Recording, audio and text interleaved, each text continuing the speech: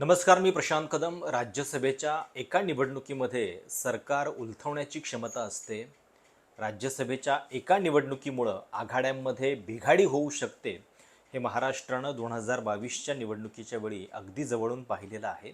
आणि आतासुद्धा विधानसभा निकालानंतरची पहिली राज्यसभेची निवडणूकच अतिशय रहस्यमय होत चाललेली आहे. त्याचा महाविकास आघाडीच्या एकूण समीकरणावरती सुद्धा मोठा परिणाम होताना दिसतोय.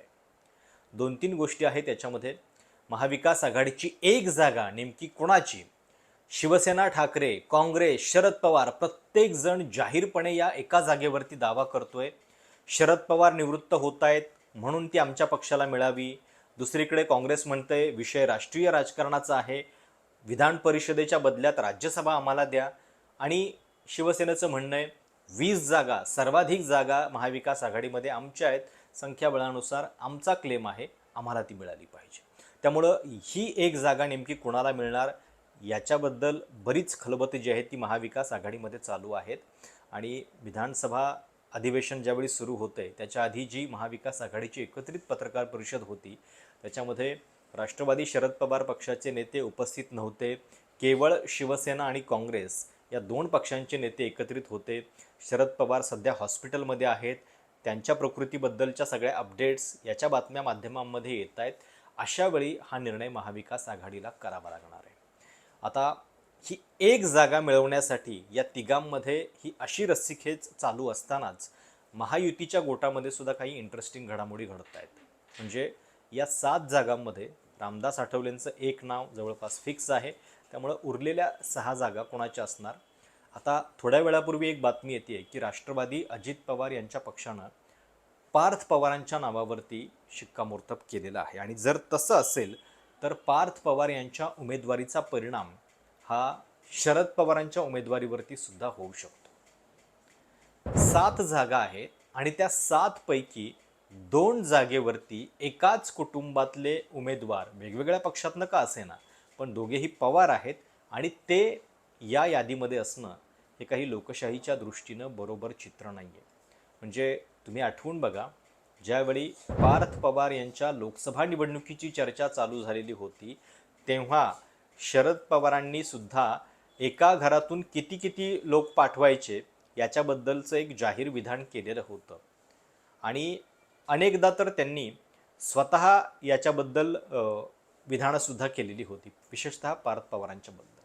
आणि मग अशावेळी एकच जागा असताना आणि आपल्या घरातला एक सदस्य दुसऱ्या पक्षातून जात असताना पुन्हा शरद पवारांनी स्वतःच्याच उमेदवारीचा हट्ट धरणं हे त्यांच्या एकूण राजकीय कारकिर्दीला, त्यांच्या राजकीय इमेजला सुद्धा शोभणारं नाही आहे. त्यामुळं सुद्धा ही अडचण होऊ शकते. आता सगळ्यात पहिल्यांदा हे लक्षात घेऊयात की महाविकास आघाडीमधलं जे राजकारण आहे या एका जागेवरनं कुठल्या टोकाला पोहोचलेलं आहे. एकच जागा आहे, त्यांच्याकडं आवश्यक मतं जी आहेत, म्हणजे एक जागा निवडून आणण्यासाठी 37 मतं हवी आहेत. महाविकास आघाडीकडं एकत्रित मतं त्यांची स्वतःची 46 आहेत. 2 मतं सपा आणि 1 माकप अशी एकूण 49 मतं होतात. पण राज्यसभेच्या निवडणुकीमध्ये मित्रपक्षांना गृहीत धरणं, मित्रपक्षच काय स्वतःच्या पक्षातल्या खासदारांना गृहीत धरणं हे सुद्धा अनेक वेळा धोक्याचं ठरू शकतं. हे आपण मागच्या वेळी सुद्धा अनुभवलेलं आहे. जरी हे मत जे आहे ते आपल्या प्रतिनिधीला दाखवून करावं लागतं तरीसुद्धा अनेक वेळी स्वतःच ते मत चुकीच्या पद्धतीनं टाकणं जेणेकरून ते बाद होईल, अनुपस्थित राहणं, असे अनेक प्रकार जे आहेत ते पैसे घेऊन केले जाऊ शकतात. आणि त्या माध्यमातून दगाफटका करण्याची संधी सत्ताधाऱ्यांना उपलब्ध असते. आता या एका जागेसाठी महाविकास आघाडीतले प्रत्येक पक्ष जो क्लेम करतायत तो क्लेम कुठल्या आधारावरती आहे याच्याबद्दल आपण बोलू. सगळ्यात पहिल्यांदा हे लक्षात घ्या की महाविकास आघाडीतलं संख्याबळ काय आहे. 20 शिवसेना ठाकरे, काँग्रेस 16, राष्ट्रवादी शरद पवार 10. म्हणजे सर्वाधिक संख्या असलेला पक्ष जो आहे महाविकास आघाडीमध्ये तो शिवसेना ठाकरे आहे. आता जर महाविकास आघाडीमध्ये एकत्रितपणे पहिलीच निवडणूक होती आहे आणि एकच उमेदवार पाठवायचा आहे तर नैसर्गिक न्यायानुसार शिवसेना ठाकरेंना संधी मिळाली पाहिजे, कारण त्यांचा आकडा जास्त आहे.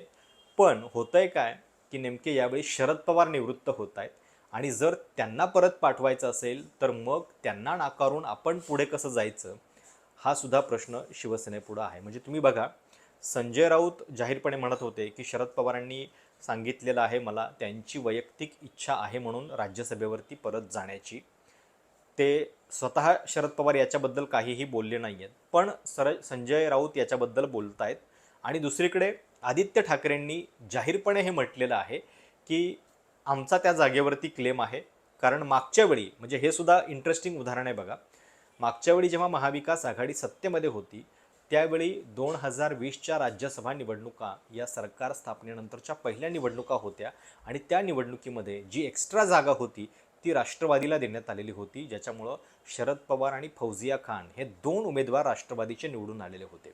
पण नंतर जेव्हा एक्स्ट्रा उमेदवार शिवसेनेला मिळण्याची वेळ आली तेव्हा मात्र काय झालं, तेव्हा शिवसेनेचे अतिरिक्त उमेदवार संजय पवार हे निवडणुकीत पराभूत झाले, भाजपचे मुन्ना महाडिक निवडून आले आणि नंतर तर सरकारच कोसळलं. त्यामुळं पुढच्या गोष्टींचा प्रश्नच उरला नाही. पण झालं असं की शिवसेनेला त्यावेळी एक्स्ट्रा उमेदवार पाठवण्याची संधी मिळालेली नव्हती.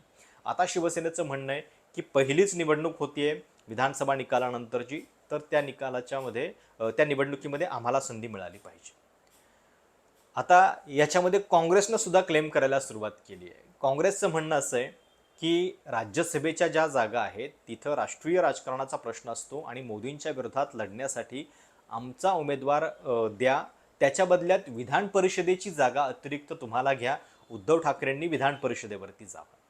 आता याच्यात एक लक्षात घ्या की शिवसेना आणि काँग्रेस यांच्या एकत्रित मतांची बेरीज 36 होते. म्हणजे एक उमेदवार पाठवण्यासाठी अजून एखादा मित्रपक्ष जरी मिळाला तरीसुद्धा त्यांची पुरेशी गोळाबेरीज होते.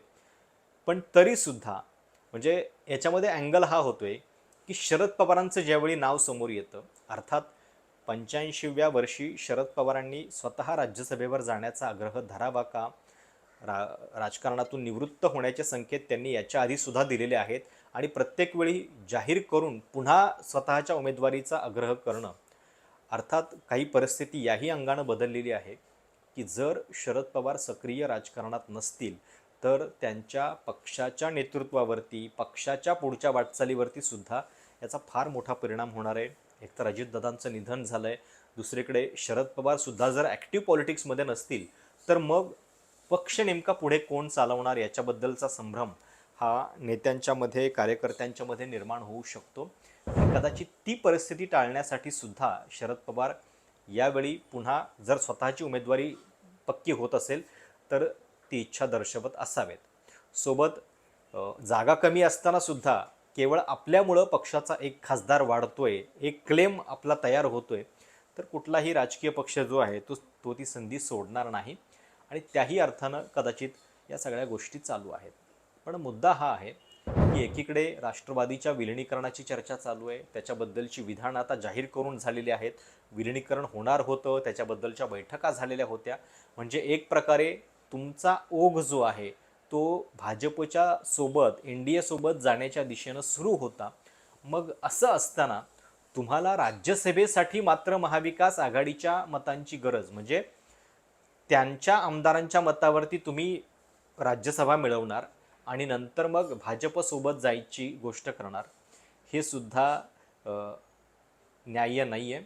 आणि त्या अर्थानं सुद्धा जर राज्यसभेवरती जायचं असेल तर आम्ही कायम महाविकास आघाडीमध्ये, इंडिया अलायन्समध्ये आहोत, भाजपसोबत कधीही जाणार नाही याची सुद्धा खात्री मिळणं आवश्यक आहे. नाहीतर मग पहिल्यांदाच असं होतं की शरद पवारांना राज्यसभेवरती जाण्यासाठी स्वतःच्या पक्षाचे आमदार पुरेसे नाही आहेत, इतरांच्या मदतीची वेळ आलेली आहे. आणि अशा परिस्थितीमध्ये त्यांच्यावरती हे बर्डन टाकून आपल्या उमेदवारीचं, दुसरीकडे आपण मात्र विलिनीकरणाच्या आणि भाजपसोबत जायच्या गोष्टी करायच्या, हे काही राजकारणाला शोभणार नाही आहे, नैतिक राजकारणाला शोभणार नाही. आता शिवसेनेमध्ये प्रियांका चतुर्वेदी निवृत्त होत आहेत. ही एक जागा त्यांना मिळते का, याकडं सुद्धा बऱ्याच जणांचं लक्ष आहे. कारण शिवसेनेची संख्या जी आहे महाराष्ट्र विधानसभेमध्ये ती महाविकास आघाडीची सर्वाधिक आहे. त्यांना ऑलरेडी विरोधी पक्षनेतेपद सुद्धा मिळत नाही आहे. विधानसभेमध्ये त्यांनी दावा केलेला आहे पण त्याच्याबद्दलचा निर्णय अजून होत नाही आहे. महाराष्ट्राच्या विधानमंडळामध्ये कदाचित ही पहिलीच वेळ आहे की ज्यावेळी विधानसभा आणि विधान परिषद दोनही ठिकाणी विरोधी पक्षनेताच नाही आहे. त्यामुळं आकडा असून सुद्धा आपल्याला ते संवैधानिक पद मिळत नाही आहे. दुसरीकडे राज्यसभेसाठी सुद्धा आपण इतरांसाठी बलिदान द्यायचं आणि पुन्हा 2 वर्षांनी अजून काय होणार आहे कोणाला माहिती. त्यामुळं जी पहिली संधी आहे ती पदरात पाडून घ्या, या अर्थानं सुद्धा कदाचित शिवसेना ठाकरे गट हा पहिल्या जागेवरती क्लेम करतोय. आता ही जर समजा एक जागा त्यांना मिळाली तर ते पुन्हा प्रियांका चतुर्वेदींना पाठवणार आहेत का?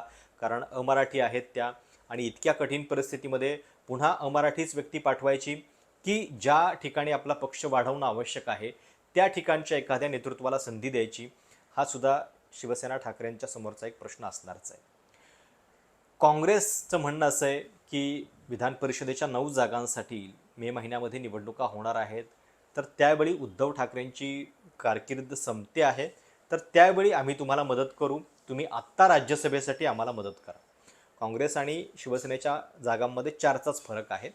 त्या अर्थानं सुद्धा काय नेमकं होतं हे बघावं लागेल. पण दुसरीकडे लक्षात घ्या की जर महायुतीनं ठरवलं की 7 उमेदवार द्यायचे, तर मात्र महाविकास आघाडीमधल्या या सगळ्या गोंधळाचा फायदा जो आहे तो महायुतीला होऊ शकतो.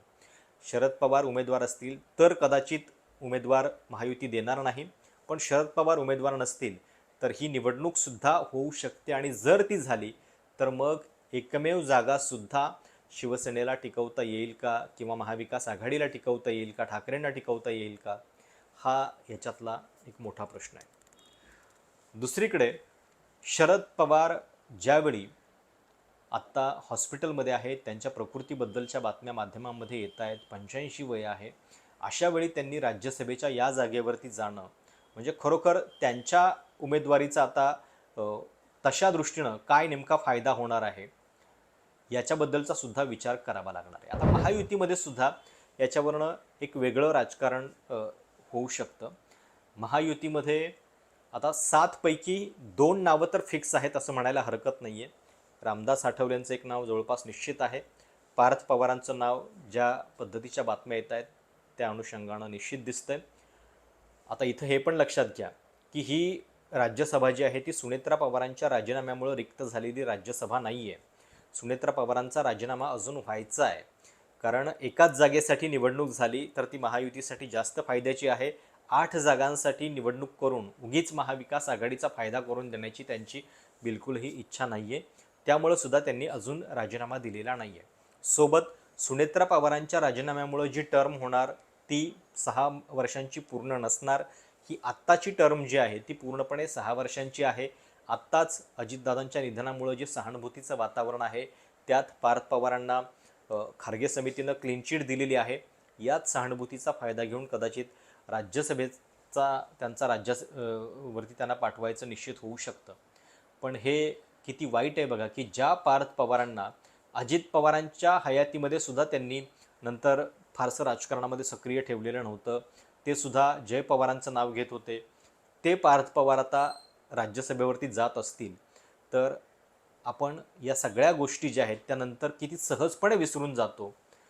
इतका मोठा जमीन घोटाळा त्याच्यामध्ये नाव येऊन सुद्धा जर पार्थ पवार पुन्हा राज्यसभेवरती जाणार असतील तर हा एक प्रकारे महाराष्ट्राच्या सामान्य जनतेसाठी सुद्धा धोका आहे, हे लक्षात घेतलं पाहिजे. राज्यसभेच्या या एका जागेवरनं होणारे क्लेम महाविकास आघाडीमध्ये आता कुठल्या लेवलला पोहोचत आहेत आणि निवडणूक लागते की नाही याकडे आपलं लक्ष असेल. 5 मार्च ही तारीख त्या दृष्टीनं फार महत्त्वाची आहे. घडामोडी फार वेगानं घडत आहेत. पुढं काय होतं हे आपण बघत राहूच, पण तुर्तास हे सध्याचं चित्र आहे. तुम्हाला या सगळ्याबद्दल नेमकं काय वाटतं? तुमच्या काही सूचना प्रतिक्रिया असतील, तुम्हाला काय वाटतं? पार्थ पवारांनी राज्यसभेवर जाणं योग्य आहे का? प्रतिक्रिया नक्की कळवा. चॅनल सबस्क्राईब करायला विसरू नका.